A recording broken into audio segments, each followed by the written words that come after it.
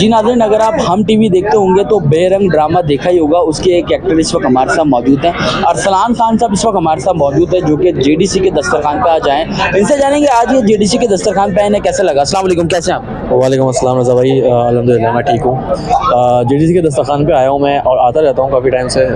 मुझे बहुत अच्छा लगता है कि यहाँ पर हर किसी को खाना सर्व होता है, हर किसी को खाना मिलता है। और एक कोई बेरोज़गार है या फिर कोई अमीर है, यहाँ पर कोई ऐसा सिस्टम नहीं है कि किसी को खाना मिलेगा किसी को नहीं मिलेगा। सबको खाना हिसाब से और प्रॉपर बराबरी से मिलता है। तो ये चीज़ देख के मुझे बड़ी अच्छी लगती है। यहाँ पर कोई फ़िरका वारियत नहीं है, सब अपने भाई हैं।